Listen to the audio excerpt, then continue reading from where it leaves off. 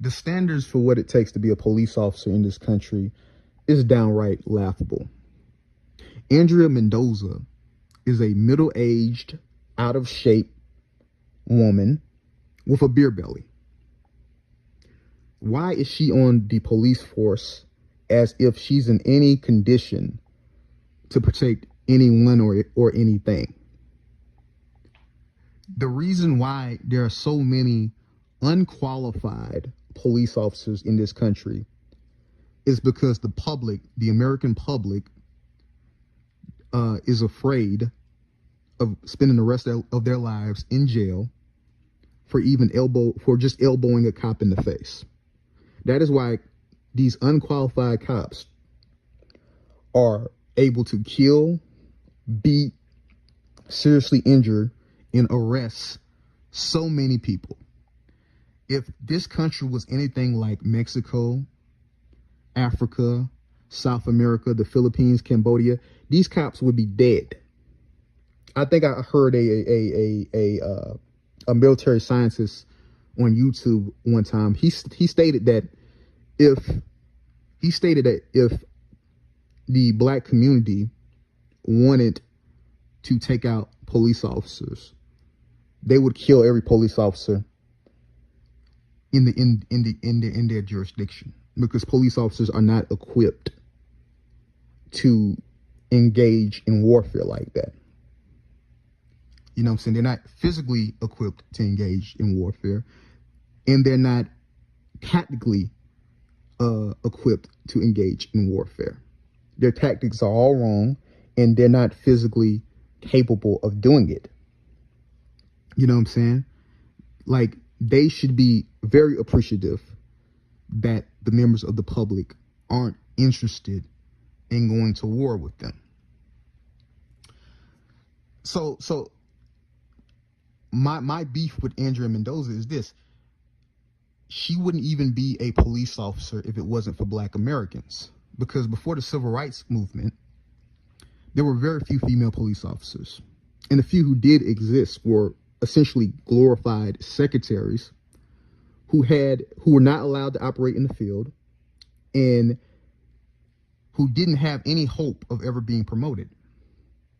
The laws in the 60s changed that, because people think that the civil rights laws were only made to benefit black Americans. That's false. It benefited everyone. Okay? And it didn't even benefit black people the most. It benefited women,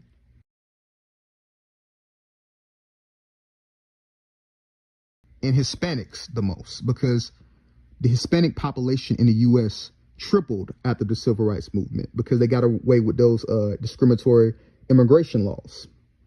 And the number of female police officers ballooned because it got rid of those discriminating hiring practice in these police agencies. So whenever you see a female police officer anywhere, you need to know that she's only there because of a quota system. She's not there because she's particularly skilled or talented or badass. She's there simply because that police agency has a quota to fill. But regardless of Andrea's incompetence, she did something that was morally repugnant. She pulled down the pants of a teenager and threatened to taser his genitals over a shoplifting charge. Now, if this kid really wanted to fuck Andrea up, he easily could have, because she could not even overpower him with the help of a man. And he did not throw any blows. He did not punch. He did not kick. He did not assault them in any way. He just simply resisted. He simply tussled with them. He simply tried to get out from under them. But he easily could have, seriously injured them if he wanted to.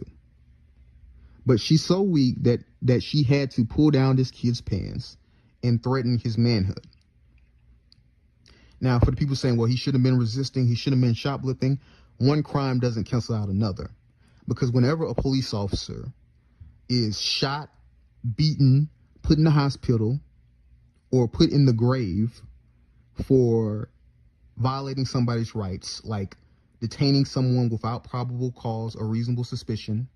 The main argument of prosecutors is that the defendant used disproportionate amount of force in order to resist a unlawful detainment, because it is perfectly legal to resist a police officer who is unlawfully detaining you. It is. Ask Othal Wallace. When Othal Wallace was on trial for killing Officer Jason Raynor in Daytona, Florida, the prosecutor made no attempt to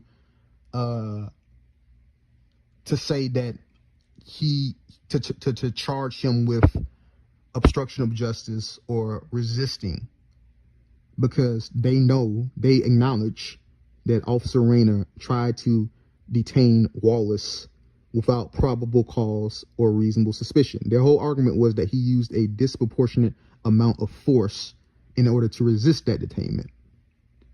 So if you don't care that an officer broke the law, then why should you care about this kid breaking the law? Like, if you don't care that if you don't care that an officer attempted to unlawfully detain someone, then why should you care about this kid shoplifting or resisting? You know what I'm saying? Because if you support Andrea Mendoza threatening this kid's manhood, then you should be okay with me blowing a police officer's brains out for trying to detain me unlawfully, because that is a crime.